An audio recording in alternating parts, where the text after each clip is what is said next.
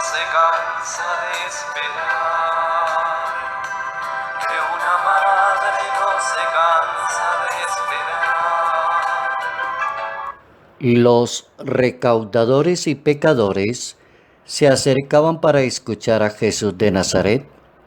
Los fariseos y los escribas empezaron a criticar diciendo: este hombre acepta a los pecadores y come con ellos. Para ellos les dijo la siguiente parábola. Un hombre tenía 2 hijos. El menor le dijo a su padre: dame la parte de la herencia que me corresponde. Él le repartió los bienes. Pocos días el hijo menor juntó lo que tenía, se fue a un país, derrochó todos los bienes, llevando una vida de libertinaje. Cuando se gastó todo, vino un hambre terrible y empezó a pasar necesidad. Se fue donde uno de los habitantes del país, que lo mandó a sus campos a cuidar cerdos. Sentía ganas de calmar el hambre con las algarrobas que comían los cerdos. Entonces recapacitó y dijo: ¿cuántos jornaleros de mi padre tienen pan de sobra y yo aquí me estoy muriendo de hambre? Voy a regresar a donde mi padre y le voy a decir: Padre, pequé contra Dios y contra ti. Evangelio según San Lucas, capítulo 15, versos 1 al 3, 11 al 32. La misericordia que viene de Dios produce un cambio sustancial impresionante en la vida de un creyente. Notas amables a la palabra de Dios, sábado 14 de marzo, año 2020. Al regreso me encendías una luz, sonriendo desde lejos me esperabas. En la mesa la comida aún caliente y el mantel, y tu abrazo es mi alegría de volver. Planteamiento de Jesús de Nazaret frente al valor, la gracia que tiene la misericordia como un sistema de vida en la sociedad que depende de la grandeza del corazón de cada persona y no depende de la hipocresía. Hay una parábola en la Santa Biblia, justamente en el capítulo 15 del Evangelio según San Lucas, y es conocida como la parábola del Hijo Pródigo. Parábola conocida como parábola de la misericordia. Junto con otras 2 parábolas más, el maestro va a dar una gran enseñanza a nosotros que somos creyentes, a la persona que cree en Dios y se ponga a pensar: si no tengo caridad y misericordia, no soy nadie delante de Dios. Si yo no logro tener caridad y misericordia con las demás personas, nunca voy a sentir lo que verdaderamente es un discípulo del Señor. La misericordia es la abundancia de la gracia de tener un corazón muy grande para con las demás personas. La palabra viene de esa raíz latina, miser, cordis, y ese miser va a significar la lamentación más dura de un ser humano, la miseria, el haber cometido el error más grande en su vida, el haberse zafado en su manera de hablar y haber ofendido tan gravemente a otra persona, el haber calumniado a otra persona, el decir mentiras y haber dañado la vida de una familia, de una sociedad. Esa palabra miseria es una palabra contundente, es una palabra lastimosa, miseria del ser humano.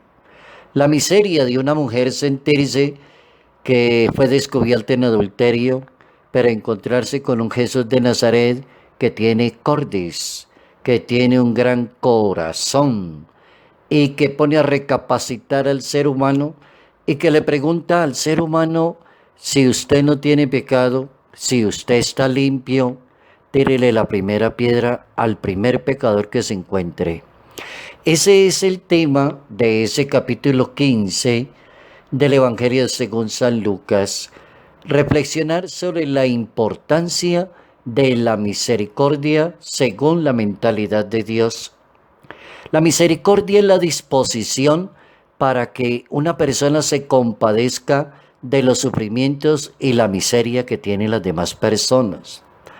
La misericordia se manifiesta en la amabilidad, en la asistencia al que lo necesita, en el perdón, en la reconciliación, en el pensar más despacio y juzgar menos a los demás. La misericordia no tiene tanto que ver con la simpatía, es una práctica, es cristianismo y es uno de los principales atributos divinos. Pero aparecen unos personajes en la Biblia que no tienen misericordia y se llaman los fariseos y los escribas, que murmuraban y criticaban a Jesucristo y decían: acepta a los pecadores y come con ellos. Para esos personajes que no tienen misericordia, bien viene esa parábola del capítulo 15, una parábola que presenta el valor que tiene la misericordia para Dios, para la grandeza, para la santidad, para la perfección de un ser humano. Y aparecen otras parábolas interesantes en la Biblia, parábolas que se llaman de la misericordia. La oveja perdida es una parábola de la misericordia. La dracma perdida, parábola de la misericordia. El hijo perdido, parábola de la misericordia. El Papa Francisco dice que ninguna persona puede ser excluida de la misericordia de Dios. Y todos conocen el camino para llegar a esa misericordia. La iglesia es la casa donde se acoge a todas las personas y no se rechaza a nadie, decía el Papa. Para querer indicar, como iglesia nos debemos distinguir, de no juzgar a las personas, de no separarlas, de no lanzar juicios contra las personas, sino lo que dice el Papa: acoger a las personas. Puertas abiertas, dice el Papa Francisco. Cuanto más grande es el pecado, mayor debe ser el amor de la iglesia para acoger a una persona para que se convierta. El año de la misericordia.